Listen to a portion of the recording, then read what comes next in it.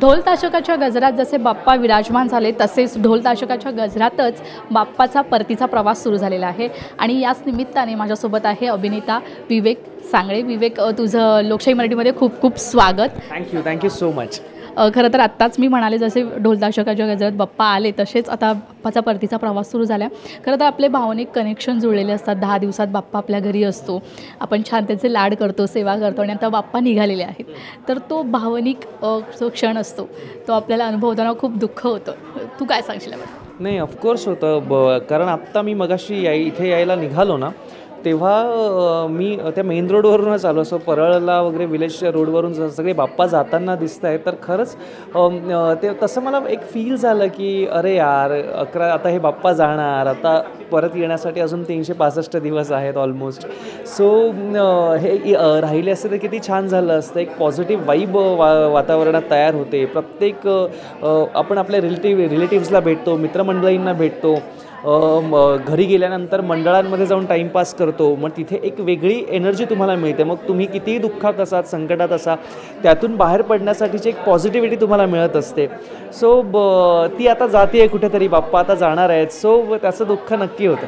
नक्कीच. आणि विवेक, तू ना लालबागमधलाच आहेस. तू त्या मूळ तुझा तो लालबागमधला, लालबागचे मंडळं म्हणा, या सगळे तू अनुभवलेस कारण की तुझा रूटच तिथला आहे. कारण लालबागमध्ये सार्वजनिक मंडळं खूप आहे. तू काय सांगशील? कारण की तुला तो माहोल खूप माहिती आहे, जवळून पाहिलास. तुझं लहानपण, बालपण कसं गेलं आहे तिथे? बालपण खूप छान गेलं आहे. म्हणजे मला आजही आठवतं आहे की मी शाळेतून यायचो. आमच्या जवळच एक गणपतीची कार्यशाळा होती. मी तिथं तासनतास जाऊन उभा राहायचो, कसं ते पेंट करतायत तिकडचा ना, तो तो तो तो सुगंध मला इतका आवडायचा, त्या पेंट्सचा वगैरे. तेव्हा ते POPच्याच सगळ्या मूर्त्या होत्या ऑलमोस्ट. सो तो एक वेगळा सुगंध असायचा, एक वातावरणात वेगळी वाईब असायची. मग संध्याकाळी पप्पा मिलमधून आल्यानंतर रात्री मला गणपती बघायला घेऊन जायचे. मग तेव्हा मी असं रँडम ठरवायचं, ही मूर्ती, ती मूर्ती छान आहे, ही आपली मूर्ती.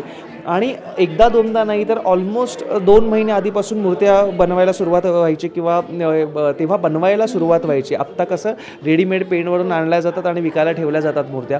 सो ते काम त्यांचं ना, मी ऑलमोस्ट आठवड्यातून 2दा-3दा जाऊन लालबागमध्ये जाऊन बघायचो. पप्पा मला घेऊन जायचे. सो खूप छान वातावरण असायचं. आमच्या कॉलनीतला जो बाप्पा आहे, अभिदयनगरचा राजा. सो त्या अभिदयनगरच्या राजासाठी वेगवेगळ्या स्पर्धा घेतल्या जायच्या गणपतीच्या काळात. स्मरणशक्ती, गीतगायन स्पर्धा, सुंदर हस्ताक्षर स्पर्धा, चित्रकला स्पर्धा. सो त्यात पार्टिसिपेट आपण करायचं. मग त्यात आपल्याला प्राईज मिळालं पाहिजे, त्यासाठी वेगळे प्रयत्न केले जायचे. सो ॲज अ कलाकार तो कॉन्फिडन्स मला असं वाटतं ना, त्या एरियात डेव्हलप झाला आहे आणि त्यासाठी मी स्वतःला खरंच खूप भाग्यवान समजतो. खरं तर ना, बाप्पाची प्रचिती आपल्याला वेळोवेळी मिळत असते की कधीतरी आपण कोणत्या तरी संकटात असतो, पण बाप्पा अचानक अशा आपल्या समोर येऊन उभा राहतो आणि ते काम आपलं होऊन जातं. अशी प्रचिती अनेकदा अनेक लोकांना होत असते. तुझ्या बाबतीत अशी कधी काही प्रचिती घडली आहे का? प्रचिती कसं आहे ना, की आता असं मला पर्टिक्युलर नाही सांगता येणार, पण मला इतकं नक्की माहिती आहे की आज मी जे काही आहे, जिथे कुठे आहे, ते फक्त आणि फक्त बाप्पाच्या कृपेमुळे आहे. बाप्पा प्रत्येक वेळी हात देत गेला आहे आणि मी पुढे जात गेलो आहे.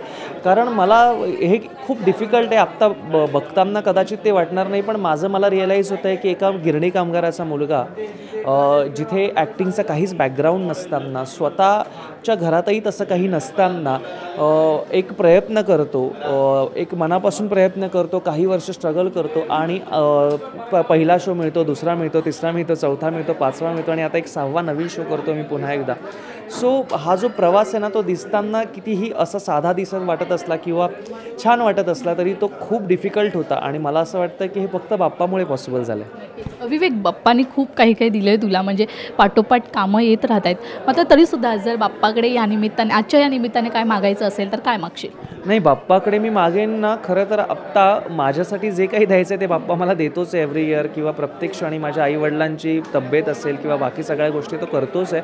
मला ना बाप्पाकडे एवढं मागायचं आहे की आत्ता हे जे काही पर्यावरणाचा ऱ्हास होतो आहे की त्या दृष्टीने छान पावलं उचलली जात नाही आहेत. आता मध्यंतरी मी एक न्यूज वाचली कुठेतरी, मीरा रोड भाईंदर महानगरपालिकेची होती की कृत्रिम तलाव बांधले गेले होते, पण ते शेवटी सगळा POPचा जो गाळ होता वगैरे तो समुद्रातच टाकला गेला, पुन्हा की नद्यांमध्येच सोडला गेला.